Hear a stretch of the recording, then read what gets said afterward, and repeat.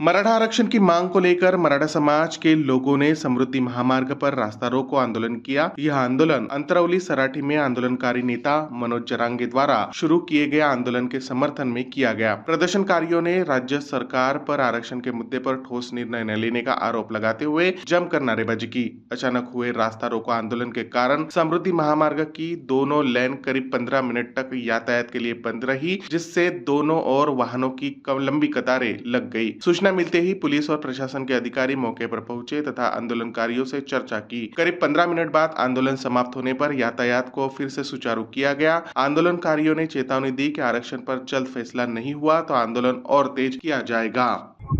आमचे कुलदैवत म्हणजे मनोजदादा जरांगे पाटील हे उपोषणाला बसणार आहे। त्याच्या अगोदर आम्ही ते बसायच्या पूर्वीच आम्ही शासनाला कळवण्यासाठी किंवा किती आम्ही मराठा सेवक किती हे की बाबा उत्स्फूर्त आहे किती तळतळ आहे म्हणून हे दाखवण्यासाठी आम्ही समृद्धी महामार्गावर आंदोलन केलंय।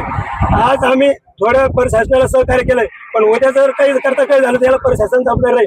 आणि फडणवीस साहेबाला आमचं एवढंच म्हणणं आहे, मनोजदादा जर काही करता उद्या काही करता काही झालंय तर याला कोणीही सुद्धा सहन करणार नाही आता, आणि हे फडणवीस सरकारला खूप जड जाईल। गेल्या सातत्यानं 3 वर्षापासून आमचा आरक्षणाचा लढा चालू आहे। कारण मागच्या वेळेस वाशीला गेलो, मुंबईला गेलो, त्यावेळेस शासनानं आम्हाला JR काढला, तोही फसवेगिरीचे काढला।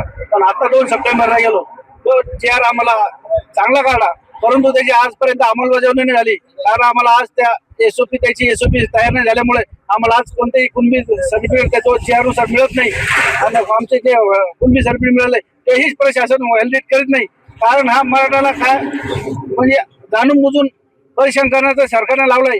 आणि गेल्या झाले 10 महिने JR काढून सरकार आज करू उद्या करू परवा करू असे 10 महिने उलटून जाऊन सुद्धा सरकारनं आजपर्यंत काहीच नाही केलं। त्याच्यामुळे दादानं आज निर्णय घेतला, आम्ही अग्नी दिव्य असं अमर उपोषण करणार आहे, ना पाणी ना काही, आणि इतक्या टेम्परेचर मध्ये ते उपोषण करणार तर हा मराठा समाज ते कदापि सहन करणार नाही। त्याच्यामुळे आज आम्ही थोडं स्वरूपात आंदोलन केलं, प्रशासनाला मदतही केली। बाबा जर तुम्ही येत असाल तर आम्ही थांबतो, या लवकर त्याच्यावर निर्णय घ्या आणि आमच्या दादाला वाचवा, नाही तर अन्यथा जर तुम्ही जर उद्या जर दादाला काही झालं तर हे महाराष्ट्राला परवडणार नाही आणि महाराष्ट्र सरकारलाही परवडणार नाही। कारण आम्ही आज लढतो कोणत्याही एका नेत्यासोबत ना कोणत्या सोबत, जर जो आपला बाप आहे, जो शासन आपला बाप आहे त्या शासनालाच बोलणार ना।